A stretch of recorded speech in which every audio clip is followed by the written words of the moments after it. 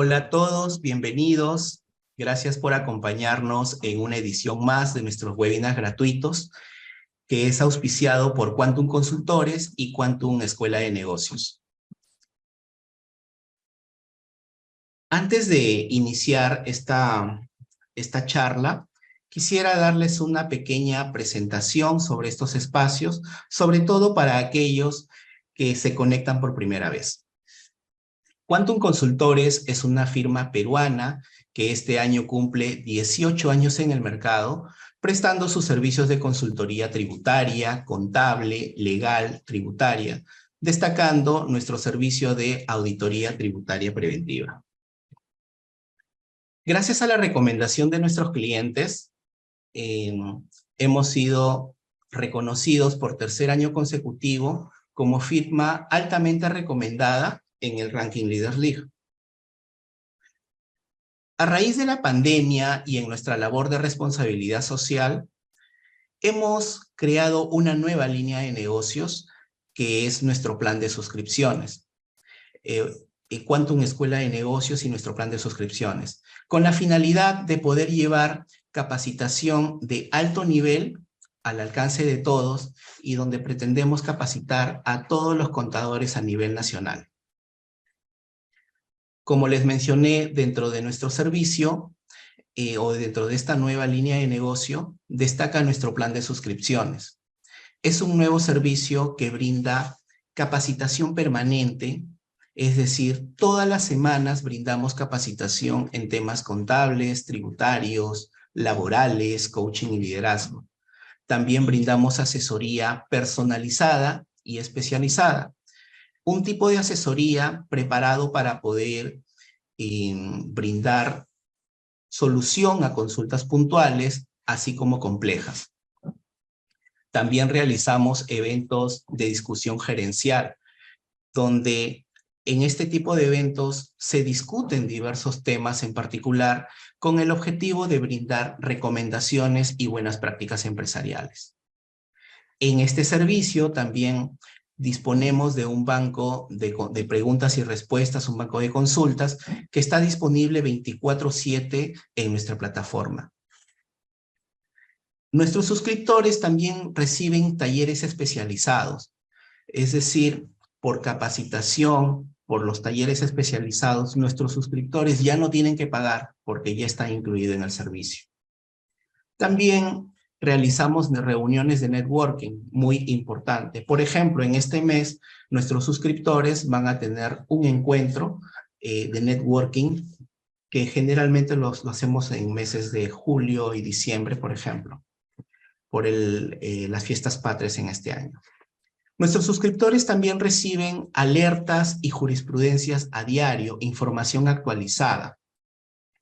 En nuestra plataforma e-learning, nuestros suscriptores van a poder acceder a capacitación en vivo, a capacitación, a ver la grabación de las capacitaciones que se perdieron, van a poder revisar los videos, los materiales, también a su certificado por cada capacitación.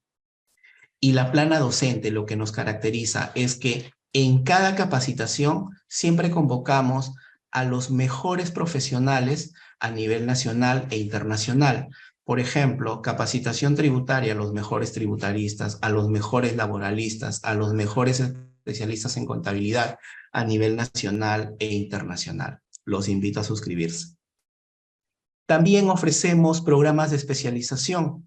Por ejemplo, ya hemos desarrollado programas de especialización en tributación empresarial, en NIF, en fiscalidad internacional, en auditoría tributaria preventiva. Varios de ellos ya están por su tercera y cuarta edición. Y para este año hemos lanzado ya una especialización en fiscalización laboral y en auditoría financiera. Los invito a que no se lo pierdan.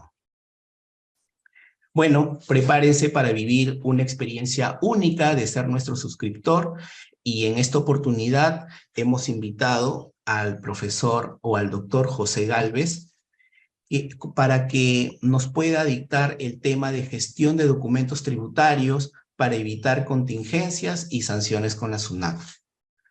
Les voy a presentar un breve resumen de la trayectoria profesional del doctor José Gálvez. El doctor José Gálvez es socio del estudio Gálvez y Dolorier, abogado y máster en tributación y política fiscal por la Universidad de Lima. Es especialista en fiscalidad internacional por el Instituto de Estudios Fiscales de España. Es docente de Derecho Tributario de la Universidad de Lima, se ha desempeñado como ex jefe de la División Jurídica de la Intendencia Regional de Lima, en SUNAT, y es ex asesor de convenios SUNAT, Banco Interamericano de Desarrollo, CIAT, y Agencia Española. Es ex asesor del Congreso de la República. Doctor José Gálvez, bienvenido y puede iniciar su participación. Muchas gracias. Muchísimas gracias a Quantum por esta gentil invitación. Para mí es un privilegio poder compartir con ustedes en esta hora y media algunos temas que espero sean de su interés. Lo que vamos a conversar, y espero no demorarme más de una hora, tal vez hasta las 10:10, para permitir luego las intervenciones, las preguntas. Lo que vamos a conversar tiene que ver sobre los documentos, el soporte documental que debe contar la empresa y, en general, los contribuyentes al momento de ser fiscalizados por SUNAT. Y es un tema muy importante, porque gran parte de los reparos que formula la administración se debe justamente a deficiencias u omisiones en la documentación requerida para soportar adecuadamente el cumplimiento de las obligaciones. Muchos reparos no son conceptuales. Muchas veces no se repara porque la SUNAT considere que la interpretación de una norma es incorrecta. La mayoría de los reparos se sustenta en deficiencias en la documentación, en omisiones en la documentación. Y aquí, me dicen que se escucha muy lejano. No sé, acabo de ver un chat, no sé si los demás... Un poquito, pero sí se le logra entender. Ay, caray. Si gustan, puedo tratar de cambiar de micro, pero me puede tomar unos instantes, no sé si es necesario.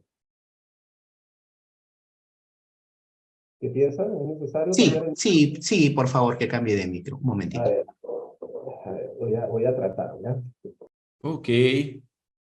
Bueno, entonces, lo que decía es que muchos de los reparos que formula la administración tributaria se originan en omisiones o en deficiencias de la documentación soporte de las obligaciones tributarias. Y aquí lo que tenemos que decir es que en nuestro país el formalismo exigido por la administración es muy alto.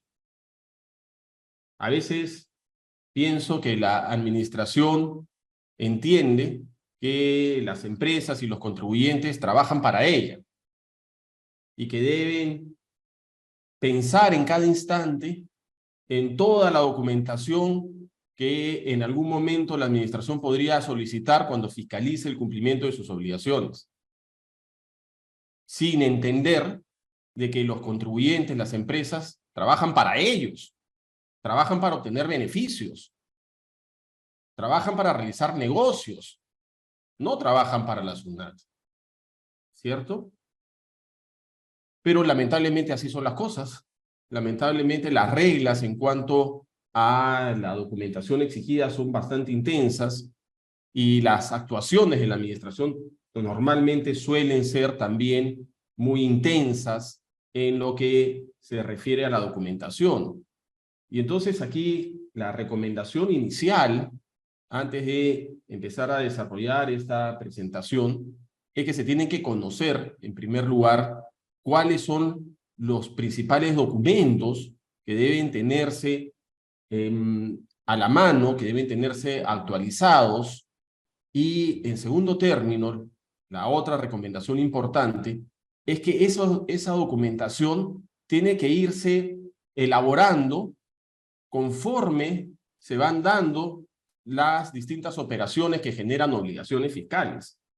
Porque hacerlo cuando ya la SUNAT está fiscalizando suele ser una tarea más complicada y en ocasiones imposible, ¿no? Entonces la idea es saber qué documentos se requieren y luego, conforme se van dando las operaciones económicas, tener el cuidado de mantener esa documentación.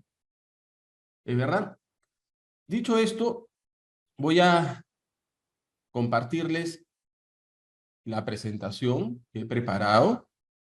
Permítanme un segundito. ¿Pueden ver?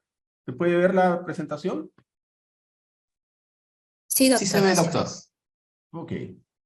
Bueno, lo primero que tenemos que decir es que existen dos tipos de documentación soporte de obligaciones tributarias. Por un lado están aquellos documentos que son imprescindibles. Son documentos que están expresamente regulados en las normas tributarias para poder sustentar gastos o para, por ejemplo, poder sustentar incrementos patrimoniales. La norma tributaria contiene algunas disposiciones específicas con relación a documentos puntuales que resultan indispensables para sustentar ciertos gastos u otras operaciones con contenido tributario, como los incrementos patrimoniales no justificados. Dentro de esos documentos esenciales que constituyen formalidades que deben obligatoriamente cumplirse para poder sustentar adecuadamente el cumplimiento de las obligaciones, se encuentran, en primer lugar, evidentemente, los comprobantes de pago, ¿cierto? Y aquí no estamos diciendo nada nuevo. Para poder sustentar un gasto adecuadamente, se requiere que el mismo esté respaldado por un comprobante de pago. Ese documento está expresamente señalado en la norma como una formalidad exigible para poder soportar la deducibilidad de gastos. También la contabilidad... Profesor, doctor José, disculpe la interrupción. ¿Podría poner, por favor, en modo presentación el PPT?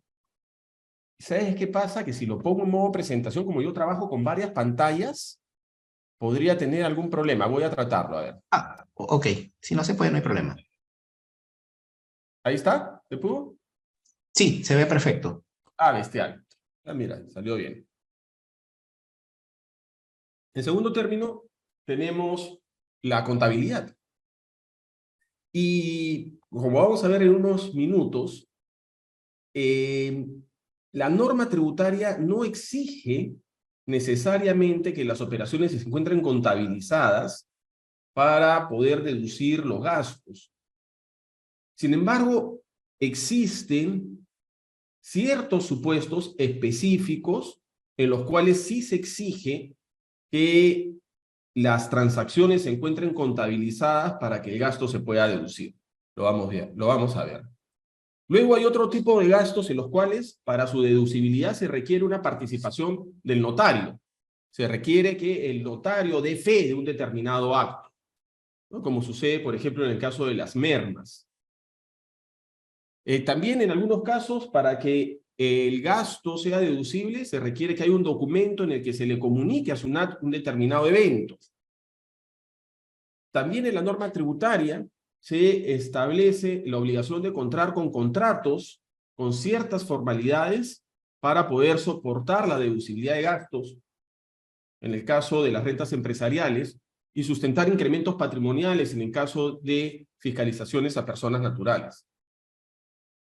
Y finalmente también encontramos que se necesitan documentos que acrediten el uso de medios de pago autorizados para poder sustentar que la transacción ha sido cancelada utilizando dichos medios y por lo tanto poder deducir el gasto correspondiente, ¿no?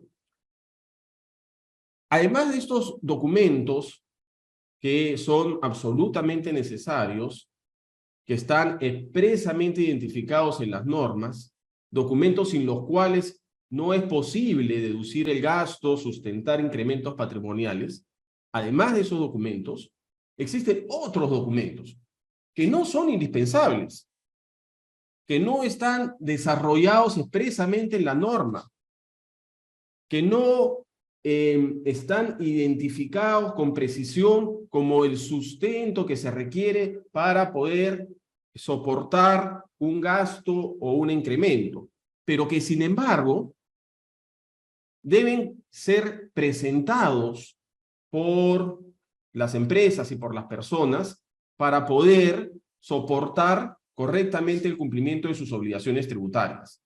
Esos otros documentos que, como he señalado, que no son indispensables, constituyen elementos probatorios.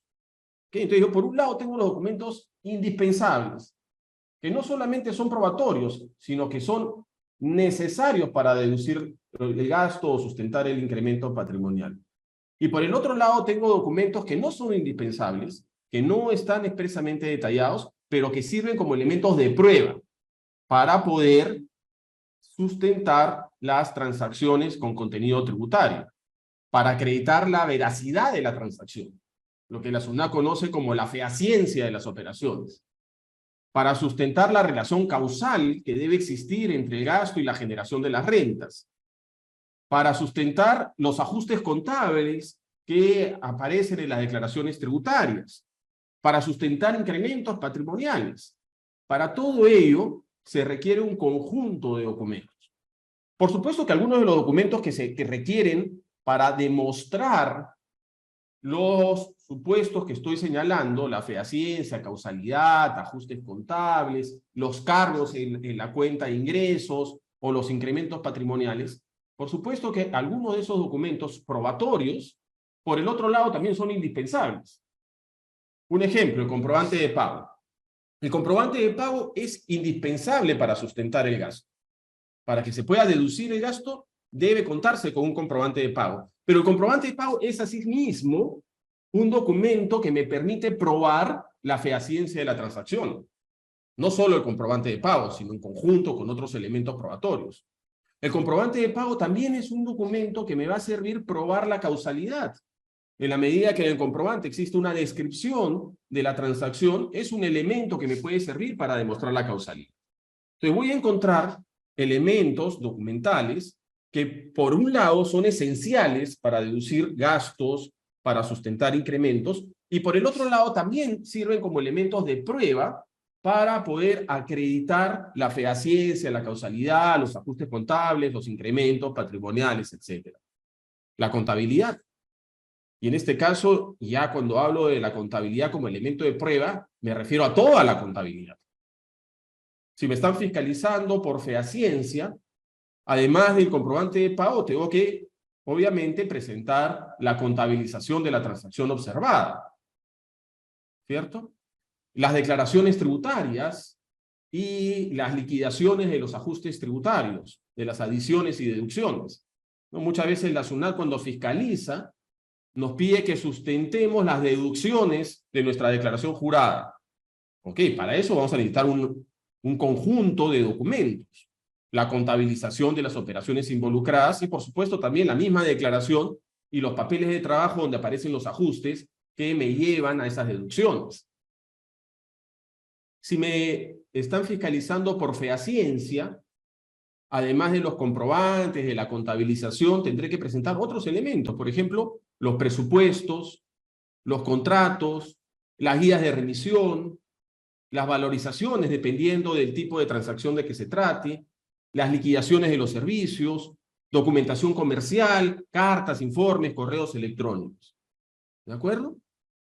Muy bien, entonces ese es el punto de partida. Identificar que hay algunos elementos documentales que son esenciales para poder deducir el gasto o sustentar un incremento patrimonial que se encuentran expresamente previstos en las normas tributarias, e identificar otros documentos que sirven para demostrar diversos supuestos que son materia de revisión, como la fehaciencia, causalidad, ajustes contables, cargos en la cuenta de ingresos, incrementos patrimoniales. Sabiendo que dentro de este segundo conjunto de elementos probatorios, obviamente podemos encontrar también algunos documentos que son esenciales. Vamos a revisar ahora algunos temas vinculados con los documentos que hemos presentado en la diapositiva anterior. Comprobantes de pago. ¿Qué podemos decir sobre los comprobantes de pago? Lo primero es que, según el artículo 44, inciso J de la Ley de Renta, no se acepta la deducción de gastos que no se encuentren sustentados con comprobantes de pago que cumplan los requisitos y características mínimas del reglamento. ¿No? Esa es la regla general. Para sustentar el gasto, debe contarse con un documento que califique como comprobante de pago según las reglas contenidas en este reglamento de comprobante de pago. Cualquier tipo de comprobante de pago, una factura, un recibo por honorarios, recibo por arrendamiento, las boletas de venta hasta con cierto límite, ¿cierto? Liquidaciones de compra. El gasto debe estar soportado por un documento que califique como comprobante de pago y cumpla los requisitos previstos en el reglamento. Obviamente, esta regla no aplica cuando, de conformidad con el artículo 37 de la Ley de Renta, se permite sustentar el gasto con otros documentos. Por supuesto que hay gastos que no requieren un comprobante de pago. Hay muchos gastos que no requieren un comprobante de pago. Ejemplos, el gasto por remuneraciones. El gasto por remuneraciones lo sustentaremos con la planilla, con las boletas de pago de los trabajadores. Ahí no se requiere un comprobante de pago. Obviamente aquí no me van a reparar el gasto de remuneraciones porque no hay comprobante de pago. Pues la exigencia de comprobante de pago se limita a aquellos gastos para cuya deducción se exija el comprobante, y no para otros gastos que se pueden deducir sin contar con esa documentación, como sería el caso que menciono el de las remuneraciones. Gastos incurridos en el exterior. Y aquí le pregunto a la audiencia, a ver si alguien me puede ayudar. Si una empresa, por ejemplo, realiza algún gasto en el exterior, no sé, envía a algún trabajador a hacer alguna gestión, por ejemplo, a Argentina, y se va a un hotel, ¿podría esta empresa sustentar el gasto de alojamiento de ese trabajador en el hotel de Argentina con un comprobante de pago? ¿Es posible que una empresa en el Perú pueda obtener comprobantes de pago por adquisiciones de bienes o servicios efectuadas en el exterior? ¿Qué dicen ustedes? ¿Alguien quiere ayudarme? Jessica Carrillo. Sí, claro que sí, siempre y cuando cumpla con los requisitos establecidos en el reglamento de pago y siempre y cuando estos gastos hayan sido propios para producir la renta generada de la empresa. Si cumple con esas condiciones, los gastos realizados en el exterior definitivamente sí pueden sustentarse y sí se pueden tomar para la determinación de renta. De acuerdo, Jessica, los gastos incurridos en el exterior sí pueden ser deducibles perfectamente, efectivamente, como tú muy bien señalas, en la medida que se cumpla la relación causal y en la medida que existe un soporte documental que permita demostrarlos. Pero la pregunta, Jessica, es, ¿ese soporte documental sería un comprobante de pago? O sea, ¿el hotel de Argentina me puede entregar un comprobante de pago? ¿Tú qué crees? Siempre y cuando se señale el RUC, el nombre de la empresa, la fecha y el concepto, podría encajar dentro del comprobante de pago. Me parece que sí. Mira, si el documento que me entregan el hotel de Argentina cumple con todas esas condiciones, el gasto está debidamente sustentado y puede ser deducible. Perfectamente, Jessica, estás en lo cierto. Sin embargo, ese documento no va a ser comprobante de pago. Por más que me permita sustentar el gasto en la medida que cumpla con esas condiciones, el documento que me entrega un país extranjero jamás puede calificar como un comprobante de pago. Porque para que un documento califique como comprobante de pago, debe cumplir las características y condiciones establecidas en el reglamento de comprobante de pago. Y una de las principales o de las primeras características que establece esta norma es que debe contar con el número de RUC del emisor. Es jurídicamente imposible que en un país extranjero se emita un comprobante de pago según la legislación peruana. Entonces, si bien es cierto, el documento que me emita el hotel en Argentina, con las características y condiciones que tan bien ha señalado Jessica, me va a servir ese documento de respaldo para poder deducir ese gasto incurrido en el exterior, aquel documento no es un comprobante de pago. Es un documento que hace las veces de comprobante de pago según la legislación del país en el que se realizó el gasto. Pero no es propiamente un comprobante de pago, porque para que sea tal, tiene que cumplir las condiciones y requisitos de reglamento, y eso es imposible que se dé cuando el emisor no domicilia en el país. Yo puedo sustentar mi gasto con un invoice, que es la factura que se emite en Estados Unidos. Ahí está, este es mi invoice, y aquí sustento mi gasto. Este invoice contiene la descripción del bien y el servicio, contiene el precio, contiene quién me lo vendió. Perfecto, yo tengo sustentado mi gasto, pero no es comprobante de pago. ¿De acuerdo? ¿Está claro, Jessica? Totalmente claro. Ahora sí. Ah, Perfecto. qué bueno. Excelente. Entonces, los gastos incurridos en el exterior se pueden sustentar con documentos que no son comprobantes de pago, pero que hacen las veces de comprobante de pago según la legislación del país en el que se realiza. Tampoco se requiere comprobante de pago para deducir el gasto de provisión por incobrables, ¿no? Si una empresa mantiene cuentas por cobrar y considera que no las va a recuperar y se dan ciertas condiciones y se cumplen determinados requisitos, la empresa podría, para efectos tributarios, reconocer como gasto la provisión de esa mala cuenta. Y ese reconocimiento como gasto no requiere, evidentemente, la emisión de un comprobante. No obstante, si la provisión se relaciona con una operación comercial, por ejemplo, con la venta de algún producto realizado en algún momento anterior, en ese caso, para sustentar la causalidad de la provisión, sí será necesario presentar el comprobante de pago por la venta que originó la cuenta por cobrar, ¿no? Imagínense ustedes que en el año 2020 la empresa emite una factura por la venta de bienes o prestación de servicios de 100.000 soles, más IGB, 118.000 soles. Y resulta que el cliente no cumplió con pagar.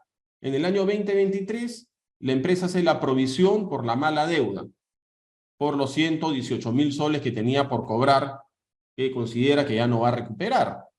Esos 118.000 soles los podría reconocer como gasto perfectamente.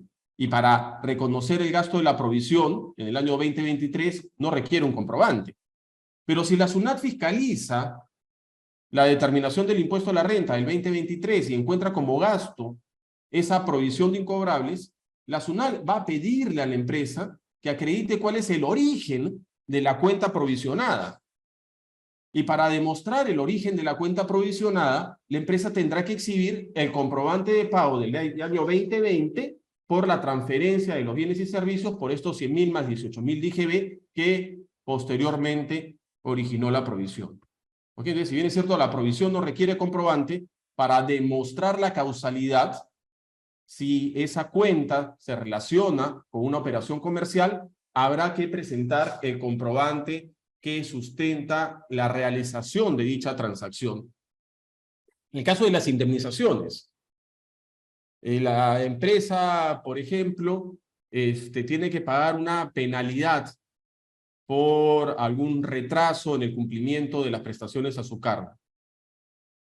Para sustentar ese gasto que significa para la empresa el pago de la indemnización, no se requiere un comprobante de pago. Varias veces he visto que aquellas empresas que van a realizar el pago de una indemnización exigen la emisión de un comprobante de pago. Exigen que la contraparte a la que se le paga la indemnización emita una factura por la indemnización. Y eso no es así, no corresponde. De acuerdo al reglamento de comprobantes de pago, estos se emiten en determinados supuestos. Venta de bienes, prestación de servicios, ¿sí? Pero no se emiten por el pago de indemnizaciones. En ese caso, eventualmente podría emitirse una nota de débito, ¿no? Y es un tema opcional. Algunas cositas más.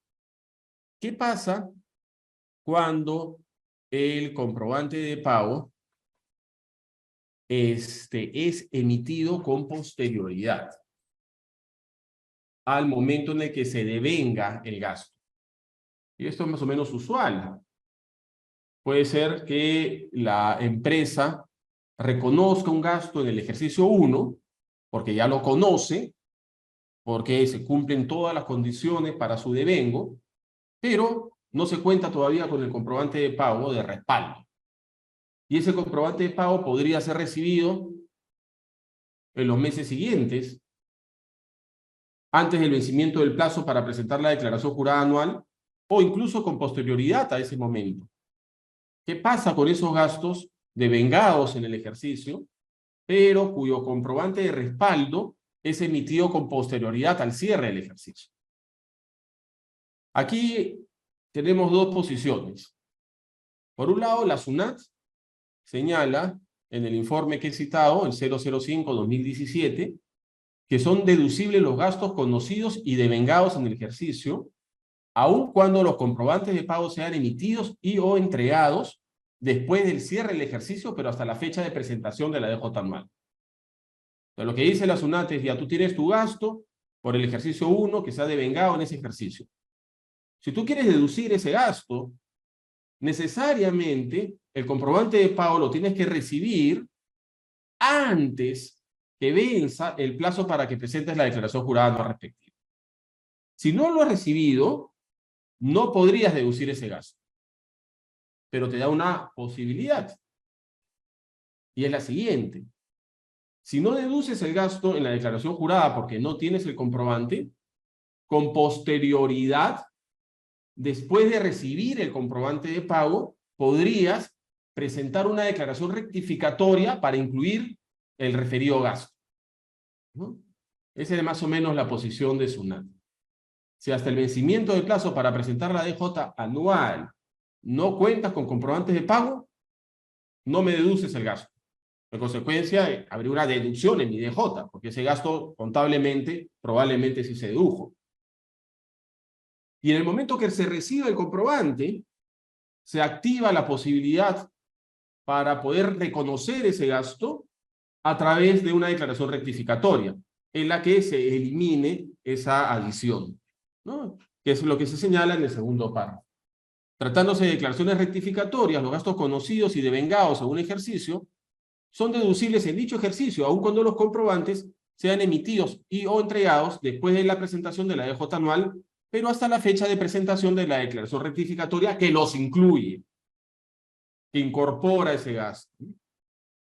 La segunda posición es la del Poder Judicial, y está contenida en una casación que menciono en esta diapositiva, 2391-2015, según la cual son deducibles los gastos devengados en el ejercicio, incluso cuando los comprobantes fueran emitidos en forma posterior a la fecha de presentación de la DJ anual. Lo que dice el tribunal, en este caso judicial, la Corte Suprema, es que para deducir el gasto sí se requiere comprobante. No hay duda de eso.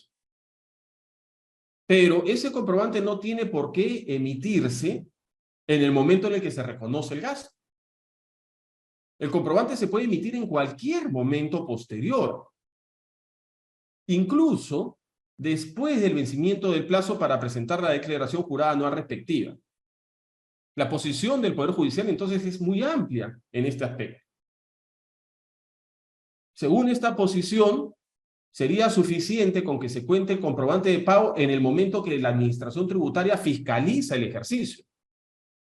Yo tengo ejercicio 2020. En el 2020 se devengó un gasto que no cuenta con comprobante de pago. La empresa lo dedujo, no se lo adicionó. 2020. 2023, la SUNAT fiscaliza a la empresa y justamente se detiene en este gasto. Y la SUNAT le dice, oye, ok, dame el comprobante de pago sustentatorio de este gasto. Según el criterio del Poder Judicial, la empresa podría sustentar ese gasto con un comprobante emitido incluso después del vencimiento del plazo para presentar la DJ anual del 2020. Podría sustentarlo, por ejemplo, con un comprobante de pago emitido en el 2022. La empresa recibió el comprobante de pago que sustenta esa transacción del 2020 en el año 2022, 2 años después del vencimiento del plazo para presentar la declaración anual respectiva. Según el criterio de la Corte Suprema, la empresa válidamente podría deducir ese gasto sustentado con ese comprobante emitido 2 años después del devengo, pero antes, obviamente, del inicio de la fiscalización. Lo que se requiere, según el criterio del Poder Judicial, es que se cuente con el comprobante de pago al momento que sea revisado por la SUNAT, no al momento que se presente la declaración. ¿Ok? Tenerlo en cuenta, por ahí podría servir en algún caso. Contabilización. Por regla general, no es necesario que los gastos se encuentren contabilizados para aceptar sus deducciones. Es muy importante. A diferencia del crédito fiscal. El crédito fiscal del IGB para su deducibilidad sí tiene que estar anotado en el registro de compras. Si no hay registro de compras, no se puede deducir el crédito fiscal. El registro de compras es un documento indispensable para poder utilizar el crédito fiscal. En el caso del impuesto a la renta, la regla es distinta. La regla es que el gasto se puede deducir incluso si no existiera contabilidad. El hecho que la empresa, imagínense el caso más extremo, al ser requerida por SUNAT, no presenta nada. No presentó libros electrónicos, no presentó ningún elemento contable. Ese solo hecho no autoriza a la administración para desconocer el total de los gastos de la compañía. Porque la norma tributaria no exige como requisito para la deducibilidad de los gastos el que los mismos se encuentren contabilizados, salvo algunas excepciones puntuales. Básicamente 2. La primera, la depreciación. Depreciación de bienes distintos a los edificios y construcciones. Tratándose de ese tipo de bienes muebles fundamentalmente, la depreciación aceptada será aquella que se encuentre contabilizada dentro del ejercicio y siempre que no exceda el porcentaje máximo establecido. Acá en este caso entonces encontramos una norma expresa en la cual se establece que para la deducibilidad del gasto se requiere su contabilización. En ese caso, si no se presenta la contabilidad, obviamente se va a reparar el gasto por depreciación. En el ejemplo extremo que habíamos propuesto, donde no se presentó ningún elemento contable, la SUNAT automáticamente podría reparar los gastos por depreciación, en la medida que para la deducibilidad de dichos gastos es condición indispensable, según la norma, que los mismos se encuentren contabilizados por la empresa. ¿Ok? En el caso de la provisión por incobrables, también hay una exigencia formal vinculada con la contabilidad. En la norma tributaria se establece que para que el gasto por provisión de incobrables sea aceptado, es necesario que al cierre de cada ejercicio se desagregue, se discrimine la provisión dentro del libro de inventarios y balances. Si la empresa no cuenta con el libro de inventarios y balances, o si en el libro de inventarios y balances no aparece en forma discriminada las cuentas provisionadas, y cuando hablo de forma discriminada es detallada cuenta por cuenta, factura por factura, monto por monto, si no se cumple con ese requisito formal, si en el libro no está detallada de esa manera la provisión, el gasto no va a ser reducido. ¿Ok? Entonces, estos son 2 casos en los cuales existe una norma expresa que exige que se contabilicen las transacciones o se registre en el libro de inventarios para poder aceptar el gasto. Fuera de estos supuestos, la regla general es que no es necesaria la contabilización. Uno puede sustentar su gasto con elementos distintos a la contabilidad. Yo puedo sustentar el gasto con mis contratos, con mis comprobantes de pago, con mis liquidaciones, con los presupuestos, con los informes que me emitan los proveedores, aun cuando no esté contabilizado. ¿No? Es el gasto por un servicio que contrató la empresa. La empresa no presentó la contabilidad. Por ese solo hecho no me lo van a reparar. Si yo puedo sustentar, como señalo, la fehaciencia de esta transacción utilizando otros elementos probatorios. Fe notarial. En el caso de los desmedros, la norma acepta la deducción de gastos por este concepto siempre que la destrucción de las existencias se efectúe ante notario público previa comunicación a SUNAT con una anticipación no menor a 2 días. Aquí hay que distinguir las mermas de los desmedros, ¿no? Ambos supuestos se vinculan con pérdidas de mercancías. Las mermas son pérdidas cuantitativas en la cantidad de la mercancía, ¿no? Hay una empresa que comercializa, por ejemplo, combustible y una parte de ese combustible se pierde por evaporación. Eso es una merma. Se perdió cuantitativamente el bien. El desmedro es una pérdida cualitativa en la calidad de los bienes. La empresa, qué sé yo, comercializa granos y los almacena en un determinado depósito y entra una plaga de gorgojos, ¿no?, que contamina esos granos. El grano sigue ahí, no es una pérdida cuantitativa, pero ha perdido sus condiciones, su cualidad. Ya no puede ser comercializado para consumo humano. Una pérdida cualitativa. En el caso de los desmedros, la empresa tiene dos posibilidades. La primera es vender el producto dañado, en cuyo caso no requiere obviamente la fe notarial, porque no lo va a destruir, ni la comunicación a SUNAT. Lo que requiere simplemente es acreditar el estado en el que se encontraba el bien que ha comercializado, a efecto de no tener problemas con la fijación del precio.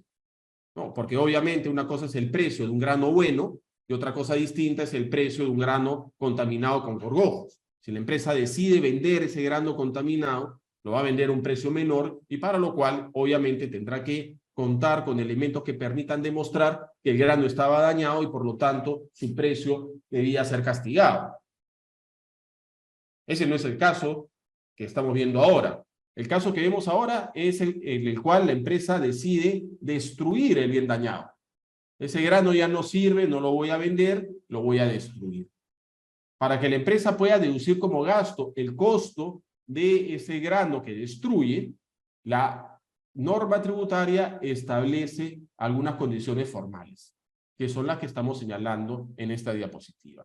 Para que la empresa pueda deducir como gasto el costo de la mercancía que ha sufrido el desmedro, tiene necesariamente la empresa que destruir dicha mercancía en presencia de notario público. No sé, se va pues a una ladrillera y va a quemar todos los granos ahí. Y ese acto tiene que ser presenciado por un notario público. Es indispensable que así sea.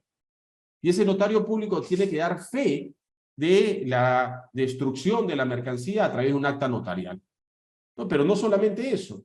Además, como la SUNAT desconfía, y probablemente con razón, en este caso va a ser indispensable que se le envíe una comunicación a la SUNAT informándole dónde se va a producir la destrucción con por lo menos 2 días de anticipación. Y la SUNAT decidirá si asiste o no a dicha destrucción. Entonces, en este caso, para que el gasto sea aceptado, se requiere tanto fe notarial como comunicación a la SUNAT. Ahora, la norma tiene una excepción y te dice que cuando el costo de las existencias de destruir, sumado al costo de las existencias destruidas con anterioridad del mismo ejercicio, sea de hasta 10 UITs, se aceptará como prueba la destrucción sustentada en un informe. Ya no se requiere un acta notarial, basta un informe, ¿no? Porque evidentemente el costo que significa contratar un notario para que dé fe de la destrucción es altísimo. En el ejemplo, 5 toneladas se perdieron de granos. ¿Cuánto tiempo se va a tardar la destrucción? A lo mejor 8 horas. Y durante esas 8 horas le tienes que pagar al notario. Es una exageración. Entonces, por aquí ya la ley como que se flexibilizó un poco. Dijo, ya bueno, si lo que se va a destruir no llega a 10 UITs, 10 UITs tampoco es una cantidad tan importante, ojo, ¿no? 10 UITs es una cantidad más bien pequeña. Bueno, pero algo es algo. Se aceptará como prueba ya no la acta notarial, sino simplemente un informe interno, ¿no? Pero siempre que se le comunique a SUNAT. A mí me parece, la verdad, es que esto es una exageración y genera un sobrecosto, ¿no? Nuevamente es por la paranoia de que no me van a pagar, por la paranoia de que se van a evadir las obligaciones, hay que establecer una serie de formalidades que recargan a los contribuyentes, que le generan un sobrecosto importante a los contribuyentes, ¿no? Bueno, pero así están las reglas. Se requiere fe notarial también cuando una empresa paga premios. La norma señala que se acepta la deducción de este tipo de gastos por premios en dinero o en especie que realicen los contribuyentes con el fin de promocionar o colocar en el mercado sus productos o servicios, siempre que los premios se ofrezcan con carácter general a los consumidores y el sorteo se efectúe ante notario público y se cumplen las normas legales vigentes sobre la materia. No sé, el banco Interbank regala todos los meses un depa y un carro para sus ahorristas. Para que ese gasto, que sirve para promocionar evidentemente sus servicios financieros en el mercado, sea deducible, la empresa bancaria tiene que llevar a cabo el sorteo en presencia del notario público, ¿no? Eso, bueno, me parece razonable, además que el costo va a ser mucho más reducido que el que se exigiría con la presencia del notario para un desmedro, y finalmente eso también le da garantía de que el sorteo que se lleva a cabo es un sorteo limpio, que no está amañado, ¿no? Entonces, me parece adecuada esa disposición. Sin embargo, acá lo que hay que ver es que se diferencien estos premios de otros premios que constituyen gastos de marketing, ¿no? Por ejemplo, estás en un bar tomando una cerveza y llega una señorita con una ruleta y te dice, ya, mueve la ruleta y vas a dar un premio. Entonces tú giras la ruleta y salió como premio 2 cervezas más. Y la señorita te entrega ese premio. Obviamente, en ese caso, no se requiere presencia de notario, porque si bien es cierto, formalmente se trata de un juego que te da un premio, realmente es un gasto de marketing que lo está haciendo, se está generando de esta manera lúdica, ¿no? Sería un total despropósito, absurdo, incoherencia, incluso arbitrariedad y abuso, que en este tipo de gastos la SUNAT exija la presencia del notario, ¿no? Haríamos al absurdo que las anfitrionas que van con su ruleta sorteando algún producto de marketing entre un grupo humano tengan que ir acompañadas de un notario público para dar fe de ese premio, ¿no? Obviamente, la norma no se refiere a ese tipo de gastos. Se refiere al primer grupo de gastos, a la entrega del DEPA más el carro que otorga el Interbank como un elemento para promocionar sus servicios financieros en el mercado, pero no pues para estos gastos de marketing que utilizan este juego como un elemento lúdico para poder presentarse en el mercado. Contratos. La norma no establece en forma expresa que para la deducibilidad de gastos se requiere algún contrato. Sin embargo, como vamos a ver más adelante, los contratos sí son importantes para acreditar la fehaciencia y la causalidad, son elementos de prueba, ¿no? La regla general entonces es que los contratos no son indispensables, no son necesarios, no son formalidades exigidas en la norma para poder sustentar el gasto. Son solamente elementos documentales. Sin embargo, existen algunos supuestos en los cuales la norma sí establece que el contrato es indispensable para poder sustentar el gasto. Eso sucede, por ejemplo, en el caso de los gastos por servicios públicos de luz o gastos por servicios públicos de telefonía o de agua. Cuando el comprobante de pago que sustenta dichos gastos es emitido a nombre del propietario arrendador y no a nombre del arrendatario que utiliza el bien y realiza el consumo de esos servicios públicos. Ejemplo, tengo que la persona A es propietaria de una oficina y los servicios públicos están a su nombre, tanto en la empresa de telecomunicaciones como en la empresa de energía eléctrica, como en la empresa de agua y desagüe. En consecuencia, como estos servicios públicos están a nombre del propietario arrendador, los recibos de luz, de telefonía, de agua y desagüe, salen a nombre de ese propietario. Pero este propietario de la oficina ha arrendado la oficina a una empresa que lo utiliza para llevar a cabo su práctica. Y esta empresa, en el desarrollo de esa práctica, es la que utiliza los servicios públicos de telefonía, de electricidad, de agua y desagüe. Y esos servicios públicos, como he señalado, están sustentados en un comprobante emitido a nombre de un tercero. Entonces, ¿qué sucede ahí? La empresa puede deducir como gasto lo que paga por esos servicios públicos sustentados con comprobantes de pago emitidos a nombre de terceros. Y la respuesta es que sí, siempre que se cumpla con la formalidad que estamos en este momento presentando. Sí podría deducirse esos gastos en la medida que el contrato de arrendamiento entre la persona natural de nuestro ejemplo y esta compañía se encuentre legalizado ante notario público. Y además, siempre que en dicho contrato se establezca que los gastos, estos de servicios públicos, son de cuenta del arrendatario. ¿Ok? Entonces, para poder deducir los gastos por servicios públicos sustentados con comprobante de pago emitidos a nombre del propietario arrendador, es indispensable que en el contrato de arrendamiento se haya establecido que el gasto que involucra estos conceptos va a ser asumido por el arrendatario y que además el referido contrato cuente con fecha cierta al tener sus firmas legalizadas. ¿Ok? Muy bien. Dicho esto, vamos a ver ahora brevemente también qué se entiende por fehaciencia de las operaciones que conlleva a la necesidad de contar con elementos documentales para acreditar la efectiva realización de las transacciones que generan los gastos o permiten deducir créditos fiscales. La fehaciencia supone la efectiva realización del gasto. Tiene que ver con el plano de la realidad. Fehaciente no es otra cosa que real. Cuando se habla de un gasto de fehaciente, se hace referencia a un gasto que realmente se realizó.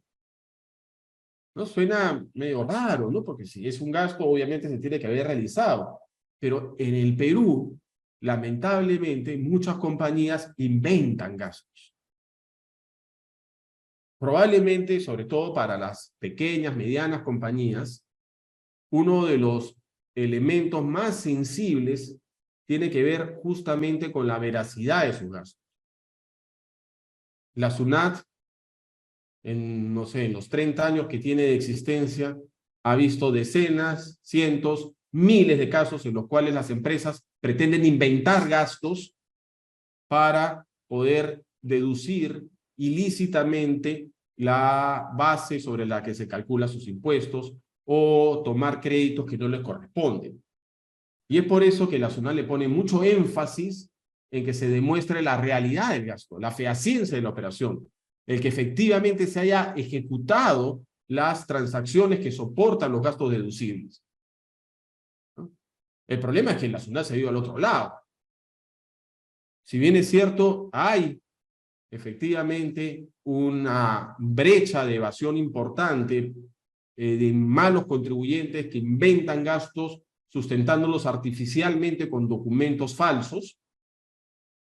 Lo cierto es que la posición de la SUNAT para revisar esta fehaciencia o realidad de las operaciones se ha ido al otro extremo.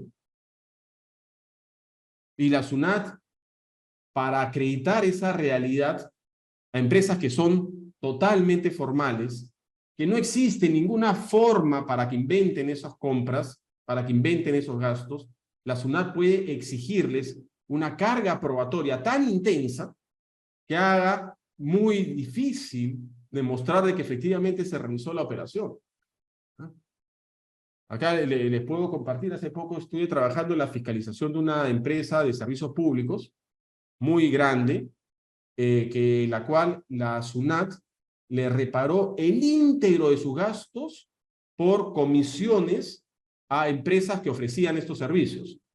Una empresa de telefonía, las empresas de telefonía que tienen cable, que tienen señal de televisión, están en todos lados, en los supermercados, en el teléfono, en el internet, ofreciendo sus productos y sus servicios. Esa actividad no es realizada directamente por la empresa. Esa actividad es tercerizada, la realizan otras empresas especializadas que ponen su stand en Plaza Vea o que tienen un call center en el que están llamando a ofrecer el servicio. La empresa esta de servicios públicos contrata con estos terceros la venta de estos planes, de estos servicios y paga una comisión. Yo pregunto, ¿a quién en su sano juicio se le podría ocurrir de que esas operaciones son falsas? De que esto nunca se realizó. ¿A quién en su sano juicio se le podría ocurrir que uno de los principales contribuyentes del Perú está inventando esos gastos? ¿Cómo podría inventar esos gastos internamente? Sería imposible. Además, basta con ir a la bodega de la esquina para ver y tocar de que el gasto es real, porque ahí hay un stand que no le pertenece a la compañía, sino un tercero. Y la SUNAT le exige a la compañía que le demuestre la realidad de estos servicios prestados por estos terceros que se enfocan en las ventas de los servicios. Y la empresa presenta una serie de documentos, contratos, liquidaciones, contabilización, pagos, presupuestos. Y la SUNAT desconoce el gasto por no fehaciencia, por no realidad, porque dice que las liquidaciones que se presentaron no cumplen con la metodología prevista en el contrato. Que en el contrato se decía que para liquidar los servicios tenía que ejecutarse los pasos 1, 2 y 3. Y la empresa no ejecutó los pasos 1, 2 y 3, solamente ejecutó el paso 1. Ok, entonces como ejecutó el paso 1 y no ejecutó el paso 1, 2 y 3, este servicio es no fehaciente, ¿no? Se dio al otro extremo la SUNAT. Yo estoy seguro que el auditor fiscal sabe que ese servicio es real. Porque no hay otra forma. Tiene que ser real. Está ahí. Pero por este exceso de celo en cuanto a la fehaciencia y la realidad de las operaciones, se suele llegar a situaciones absurdas y exageradas. Entonces, es por eso, señores, que es necesario tener mucho cuidado para sustentar adecuadamente la realización de las operaciones que generan gasto, sobre todo de aquellas operaciones por montos significativos. Si se trata de una operación pequeña, por un monto reducido, obviamente la intensidad probatoria será menor, pero si estamos frente a una transacción importante que genera un gasto significativo para la empresa, es altamente recomendable que la empresa cumpla con construir o mantener y conservar los elementos probatorios suficientes para acreditar la efectiva realización del gasto.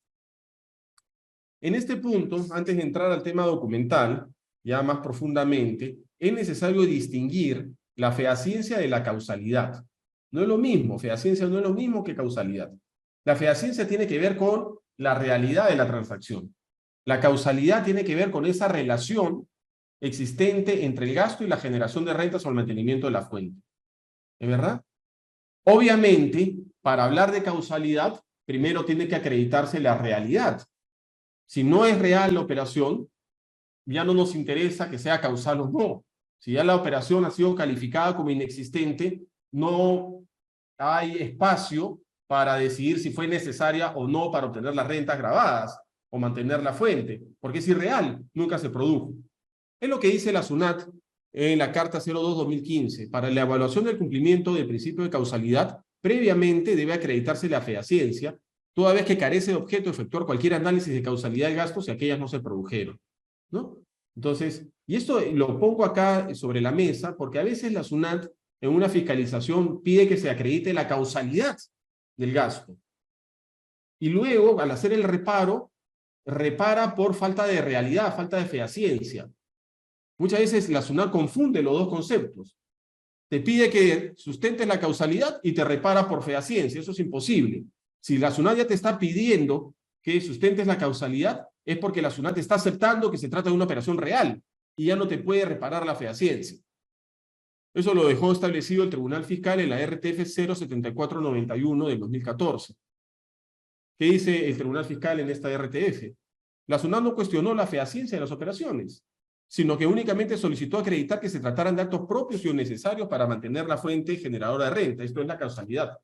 Por lo que se tiene que no le solicitó que efectuara descargo alguno con relación a la fehaciència de las operaciones. Y en ese escenario, en la medida que en este caso la SUNAT reparó por falta de fehaciència, el tribunal considera que ese reparo es nulo, porque es incongruente, porque está reparando algo que no había solicitado.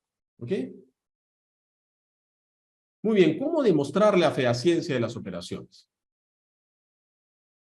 Lo primero que debe tenerse en cuenta acá es que la carga de la prueba de la realidad de las operaciones recae en el contribuyente. Eso quiere decir que si no se integran al expediente elementos probatorios que demuestren la efectiva realización de las operaciones, quien se perjudica es el contribuyente, porque el gasto no va a ser aceptado.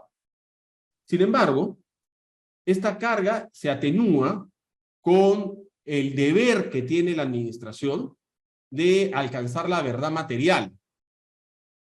La verdad material, en el caso tributario, es descubrir la verdadera base imponible.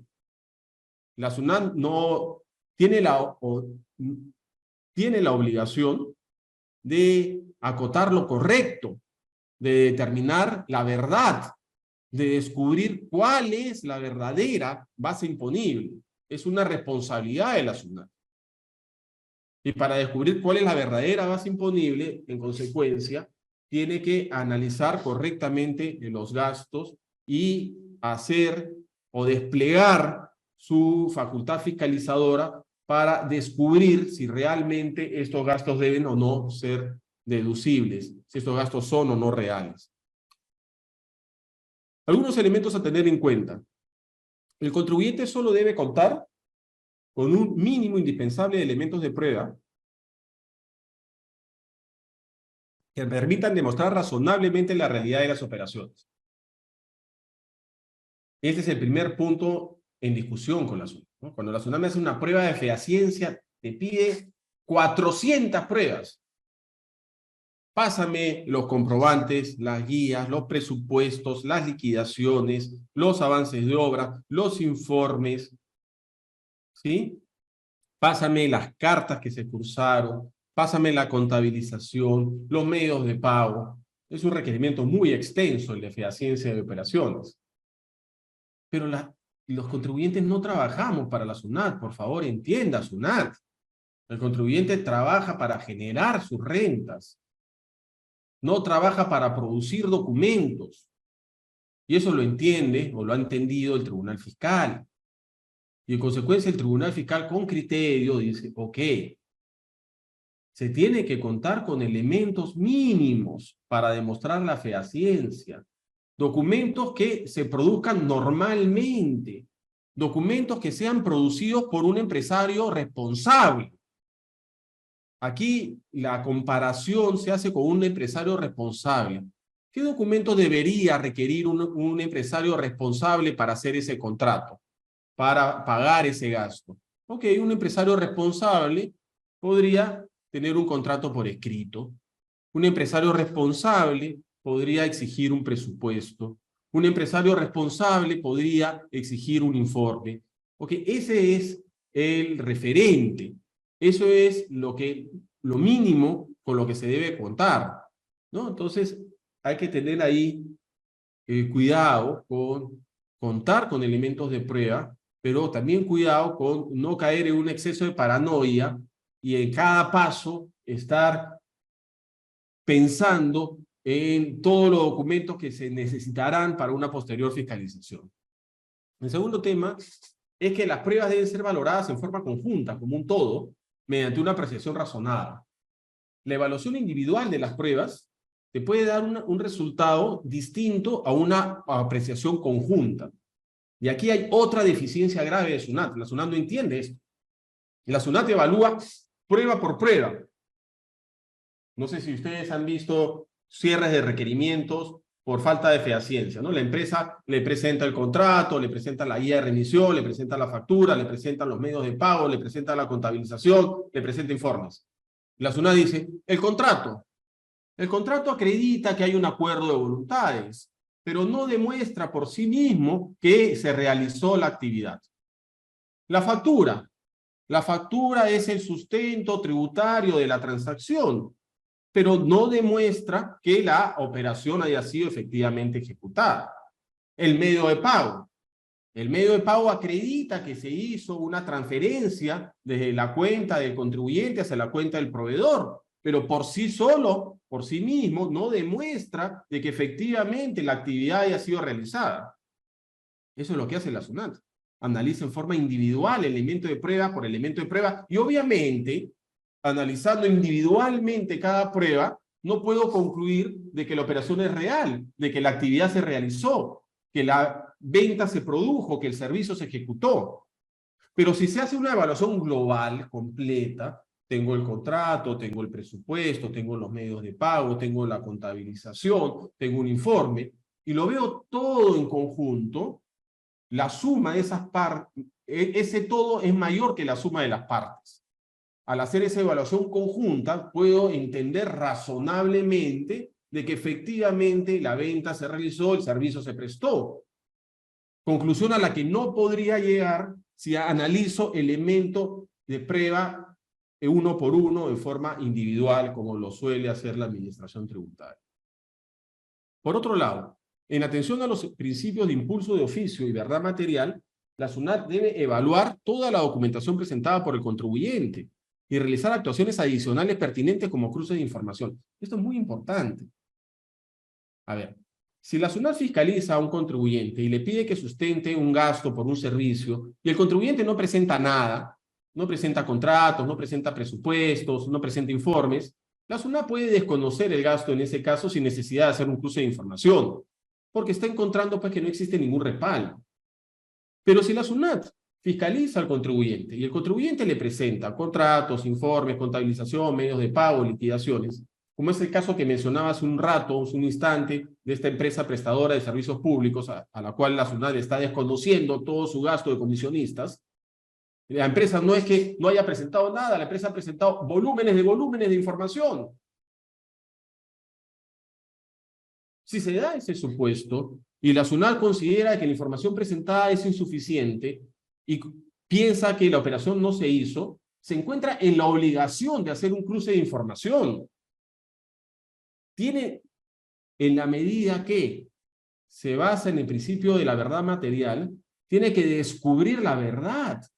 Y si tiene elementos de prueba que por lo menos dan una idea de que la actividad se realizó, hay contratos firmados por las partes, presupuestos, liquidaciones, contabilización, pagos, pero la SUNAT insiste que la operación es irreal, tiene necesariamente que hacer un cruce. Tiene que ir y preguntarle al otro. Pero ¿qué cosa he visto? Que cuando se le exige a la SUNAT eso, le decimos, SUNAT, un momentito, te he presentado volúmenes de información. Los contratos, los presupuestos, las liquidaciones, la contabilización, los pagos, informes. Y tú insistes en que la operación es irreal. Ok, te pido, SUNAT, por favor, que por lo menos cruces con la contraparte, que es una empresa formal, que es una empresa que ha registrado sus operaciones, que es una empresa que ha tributado. Cruza con esa empresa para que corrobores en ese cruce de que esta operación es verdadera. Y la SUNAT responde. El decidir o no hacer un cruce de información es una facultad discrecional de la administración. Y en ese escenario, yo, SUNAT, discrecionalmente considero que no corresponde hacer el cruce de información y me chanta la acotación. Discrecionalidad no es arbitrariedad. Discrecionalidad no es hago lo que me dé la gana. Discrecionalidad es que actúo según la Constitución, en respeto de los derechos de los contribuyentes. Y lo que dice la Constitución es que la SUNAT, como parte de la administración pública, tiene que descubrir la verdad material. Y si en este caso se están entregando elementos que son importantes para demostrar la fehaciencia, pero la SUNAT continúa en duda, tiene la obligación de hacer el cruce. El no hacer ese cruce no es facultad discrecional, es arbitrariedad. Es una decisión abusiva de la administración. ¿Ok? Entonces, aquí hay que tener presente esta resolución del Tribunal Fiscal, que es muy importante, que la pone en su sitio la administración. Y le dice, oye, un momentito, esto no es facultad discrecional. Si a ti te han presentado documentación y tú sigues con la duda, tienes la obligación de hacer el cruce de información para corroborarlo, porque de lo contrario estaría faltando a este deber de buscar la verdad material. Causalidad. La regla general para que el gasto sea aceptado es que este sea necesario para generar la renta grabada y o mantener la fuente productora. La necesidad del gasto exige que se verifique una relación de causalidad. Una relación de causalidad entre la erogación y la obtención de la renta o el mantenimiento de la fuente, en donde el gasto es la causa y la generación de la renta o el mantenimiento de la fuente son los efectos. Para acreditar esta relación causal, se debe tener en cuenta criterios tales como la normalidad, proporcionalidad y generalidad. Esta última, generalidad, solo para determinados gastos como retribuciones voluntarias al personal y los gastos y contribuciones destinados a prestar al personal servicios de salud, recreativos, culturales y educativos. Para demostrar esa relación causal, también se deben presentar algunas pruebas. Pruebas que también se presentan para la fehaciencia. Ojo, las pruebas que se presentan para demostrar la realidad también pueden servir como elementos probatorios para sustentar la causalidad, la relación existente entre el gasto y la generación de rentas.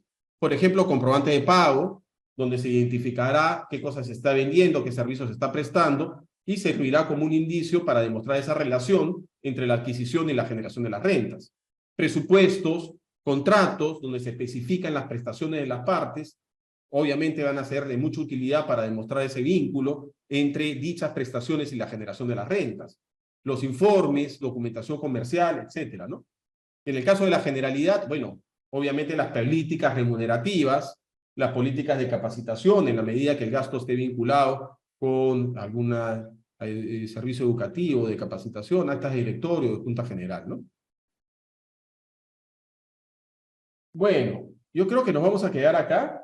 Nos faltan 13 minutos y más bien yo abriría el micro para poder absolver o conversar sobre las dudas que pueda tener la audiencia. Claro que sí. Enseguida le voy a dar el pase a Sandra Cochachín, que tiene levantada la mano. Perfecto. Buen día. Gracias Hola, por la información, muy interesante. Tengo una duda, mire, la empresa para la que trabajo se dedica al alquiler de encofrados para la construcción. Ya son estructuras metálicas. Nosotros al alquilar, en el contrato indicamos una cláusula que si no se devuelven, por ejemplo, alquilamos 1000 puntales y nos devuelven 900, los 100 puntales no devueltos califican, nosotros los vamos a facturar como una reposición, que el tratamiento tributario que le damos es de una venta más IGB. Tenemos algunos clientes que indican que esto debería ser tratado como indemnización y que les facturemos esa reposición sin IGB. Quisiera saber ahí su punto de vista, por favor. Gracias. muy bien, interesante el caso, ¿no? Ustedes alquilan un determinado bien, que son estos encofrados, y puede ser que al final del contrato no te devuelvan algunos encofrados, ¿verdad? Así Ese es el es. supuesto. Y ustedes consideran que en este caso se está quedando el encofrado la compañía y en consecuencia se produce una transferencia que se sustenta con una factura de venta más el IGB. Y alguna compañía dice, oye, eso no es una transferencia, esto realmente es una indemnización. Y yo creo que ahí la respuesta va a depender de qué cosa diga el contrato. Si en el contrato expresamente se señala que la no devolución de estos elementos al término del plazo genera se entiende de que se han mantenido en poder del usuario de estos elementos y que ese se está quedando con estos elementos y con consecuencia constituye una transferencia de propiedad, en ese caso sí se emitirá una factura. Pero si en el contrato se dice que si no se produce la devolución dentro del plazo, ¿sí?, se pagará una indemnización equivalente al valor de estos elementos. El tratamiento será el de indemnización. Y ahí efectivamente no habrá IGB. Yo creo que cualquiera de las dos vías podría ser, pero tiene que estar enlazada con lo que diga el contrato. ¿De acuerdo, Sandra? Sí, gracias. Muy bien. ¿Alguna otra pregunta? Sí, doctor. El participante José nos dice, si se tiene un saco con 100 kilos de azúcar y se cae en 5 kilos, parece merma solo por ser cantidad, pero esa azúcar ya no se va a usar, por lo tanto parece desmedro. ¿Cuál es? O sea, a ver, se caen 5 kilos. O sea, se entiende que, a ver, para entenderlo, ¿no? Está almacenado los sacos, ¿sí? Y hay un defecto en el ensacado, y por ese saco se caen 5 kilos al piso, ¿cierto?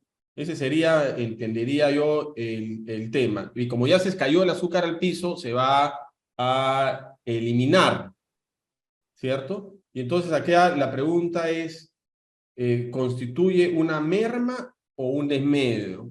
Yo pensaría que es una merma, por más que el bien no ha desaparecido. Y es una merma porque el bien en este caso, más que el azúcar, es un saco de 50 kilos de azúcar.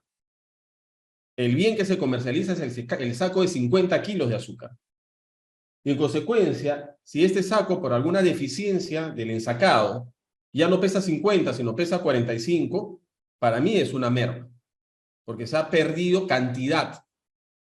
Se ha perdido cantidad, por más que el azúcar esté en el piso. Pero el bien que se está comercializando ya no es un saco de 50, ahora es un saco de 45, ¿no? Me parecería que sería una merma. Perfecto. Pedro Palacín nos pregunta, ¿qué sucede con los gastos bancarios como comisiones por mantenimiento de cuenta, intereses y otros en los que ahora los bancos emiten facturas? ¿Sería necesario anotar esas facturas en los registros de compras o bastaría con el registro del gasto basado en los estados de cuenta donde se observa el cargo realizado por el banco? Bueno, para efecto de renta es suficiente lo segundo, ¿no? Para efecto de el registro de compras, bueno, ahí no tengo IGB. Bueno, las comisiones sí, podría haber IGB y tendría que estar tendría que estar anotado en el registro de compras. Si yo quiero utilizar el crédito fiscal, de todas maneras tiene que estar anotado en el registro de compras. Ok. Natalie Jiménez nos dice, ¿el contrato necesariamente tiene que estar legalizado para sustentar el gasto? Depende.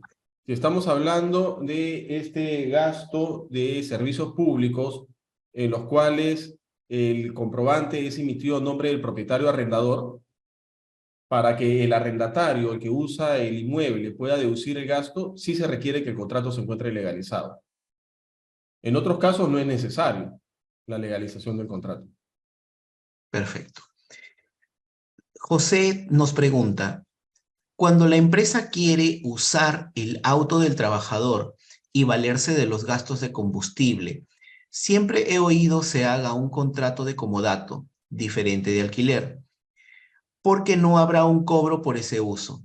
¿Eso genera renta de primera para el dueño del auto? Sí. El dueño del auto tendría que reconocer una renta de primera equivalente al 8% del valor del vehículo. Efectivamente.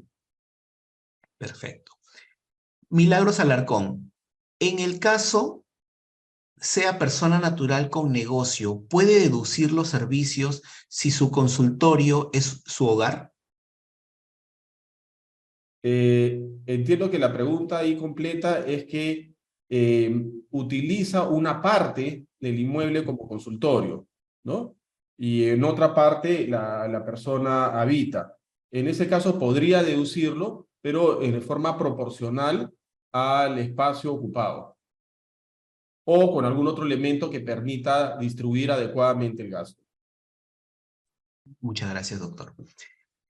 Nos pregunta también Jacqueline Almengor, ¿qué pasa si los recibos por los servicios de telefonía están a nombre del gerente? Habría que verlo. Si el gerente es el propietario del inmueble y el gerente ha arrendado el inmueble a la compañía, habría que cumplir con la formalidad que vimos hace un instante, que el contrato se encuentre legalizado y que en ese contrato se establezca que la compañía asume esos gastos. En caso contrario, la compañía no podría deducirlos. Ujú. Perfecto. Walter Zavala tiene una consulta un poquito extensa. Sí, Walter, ¿puedes encender tu micrófono, por favor, y plantear la consulta?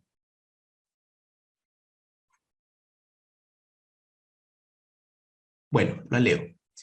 Nos dice, una consulta en el caso de provisión de cobranza dudosa. Se realiza un asiento global al cierre del ejercicio, cargo al gasto con abono a la cuenta de balance. Estimación de cobranza dudosa, vía asiento de diario. Pero en el libro de inventarios y balances está bien detallado, documento por documento, y por cliente el valor provisionado como cobranza dudosa, y que cruza con el asiento global del cierre del ejercicio. Entiendo que ahí estamos acorde a la norma, porque la exigencia indica que para que sea deducible el gasto es que sea detallado en el libro de inventarios y balances. Muchas gracias. Sí, correcto, correcto. Y de hecho que el detalle de la provisión puede ser descubierto con registro del libro de inventarios, ¿no? Pero efectivamente, ahora, si tuvieras ese asiento global de la provisión y no pudieras sustentar cómo se llega a ese número, sí tendrías un problema. No hay ningún tema, ningún problema en que el asiento de la provisión sea global. Es usual. Si se trata de una empresa que maneja muchísimas cuentas, el asiento de la provisión puede ser global, pero tiene que haber algún elemento de soporte en el que se desagregue esa provisión global. Además, por supuesto, de que la provisión al fin del ejercicio se encuentre detallada en el libro de inventarios y balances.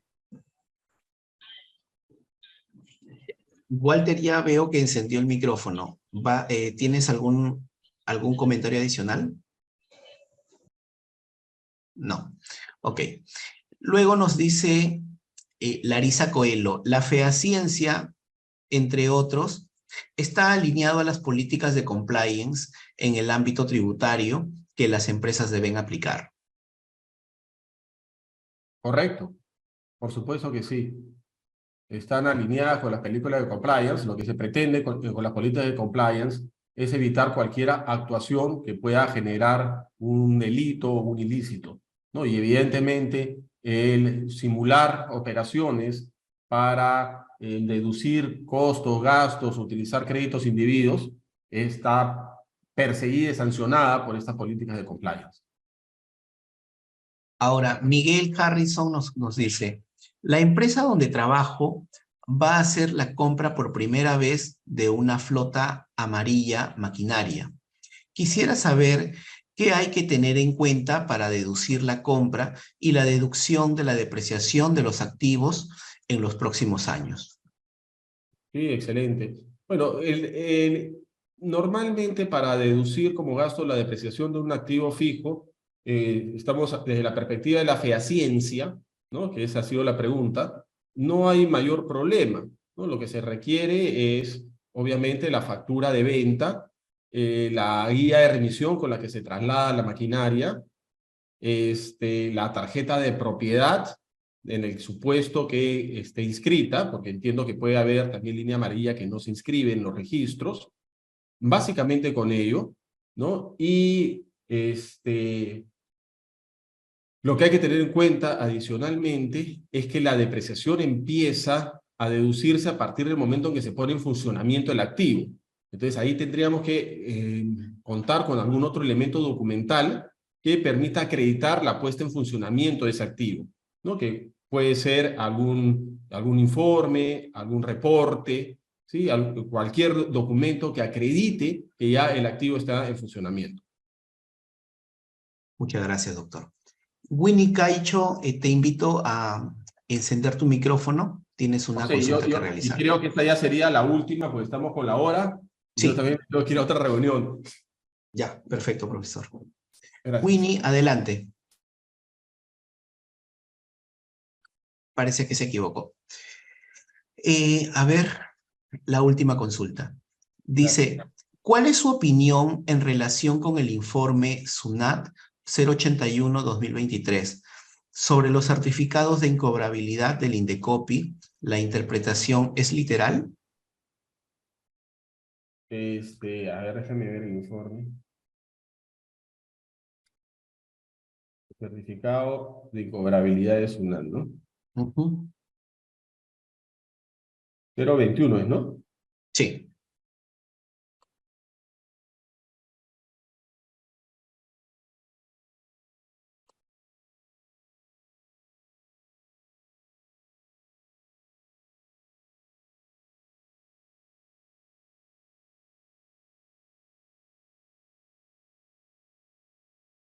No lo encuentro.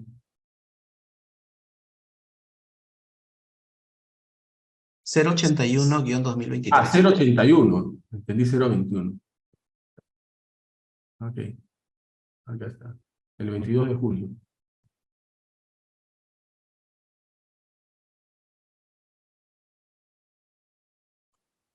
Y ya. Ahora, esto es más que para la provisión, es para el castigo, ¿no? Y ya. Ok. Ya me acordé de este informe. Acá se consulta si para efecto del castigo de deudas incobrables, el certificado de incobrabilidad emitido en el marco de lo dispuesto en el numeral 99.5 del artículo 99 de la Ley General del Sistema Concursal por Indecopi, acredita por sí solo la inutilidad del ejercicio de las funciones judiciales de cobro, ¿no? Y la SUNAT responde que para efecto del castigo de deudas incobrables, el certificado de incobrabilidad de Indecopi por sí solo no acredita la inutilidad del ejercicio de las acciones judiciales de cobro. Bueno, acá lo que hay que tener en cuenta en primer lugar es que este informe no está vinculado con la provisión, sino con el castigo. Nosotros sabemos que el gasto se deduce en el momento que se reconoce la provisión, no se deduce en el momento que se efectúa el castigo. Sin embargo, la norma tributaria señala que al momento de efectuarse el castigo, tiene que agotarse las acciones judiciales o demostrarse la inutilidad de las mismas, ¿sí? La pregunta acá que habría que formular es: ¿qué pasa si yo no cumplo esa disposición? ¿La SUNAT me va a reparar algo? Yo creo que no. Si yo castigo una deuda sin cumplir esas formalidades, en mi opinión no pasa nada, porque el gasto se dedujo cuando se hizo la provisión cumpliéndose todas las condiciones. Si luego cuando yo efectúo el castigo al año siguiente, digamos, no cumplo con esta exigencia normativa, la SUNAT no va a repararme el gasto del año anterior, ni va a reconocer un ingreso grabado. No tiene base legal para eso, y hay resoluciones del Tribunal Fiscal al respecto. Sin embargo, sí se debe cumplir pues, con la formalidad señalada por la SUNAT, eventualmente para evitar alguna sanción administrativa, ¿no? Y aquí lo que dice SUNAT es que no es suficiente el certificado de incobrabilidad emitido por Indecopi para acreditar la inutilidad del ejercicio de las acciones judiciales de cobro.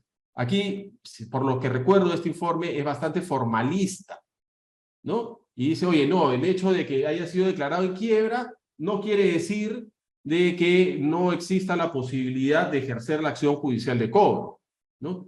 Pero creo que esta posición de SUNAT está de espaldas a la realidad, ¿no? Y ahí nuevamente la SUNAT defrauda un poquito. No se pone los pies en la realidad.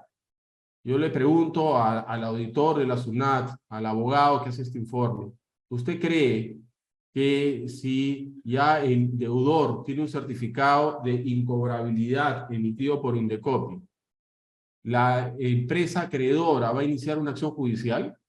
¿Va a gastar su plata en abogados para exigir judicialmente el pago cuando ya se sabe que es incobrable?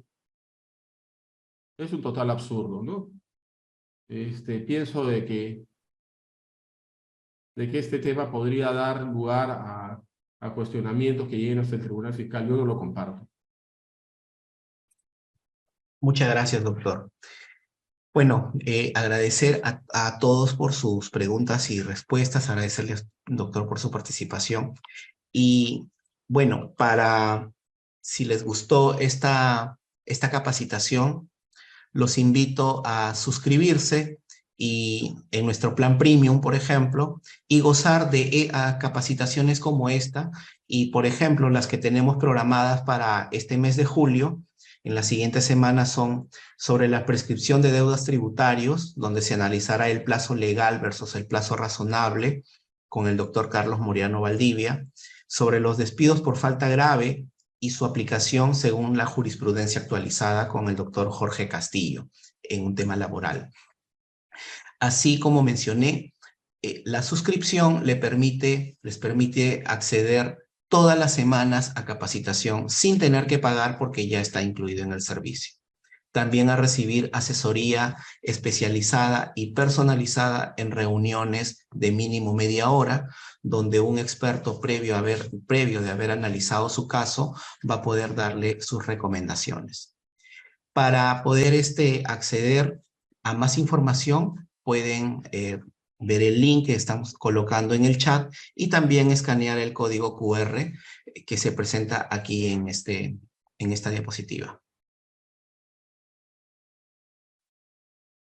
Y bueno, queremos contarles que estamos realizando también un programa de auditoría tributaria preventiva, que es nuestra segunda edición para este año.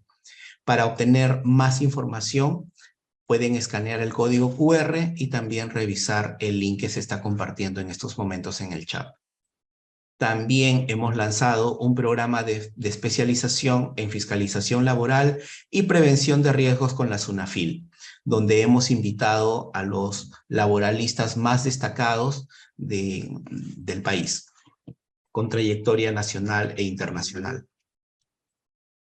Y los invitamos también a sumarse a nuestra comunidad en Telegram, donde podrán recibir información constante, donde los vamos a invitar, van a poder recibir contenido de valor, pueden unirse a esta gran comunidad. Pueden escanear el código QR también y el link que se les está compartiendo en el chat.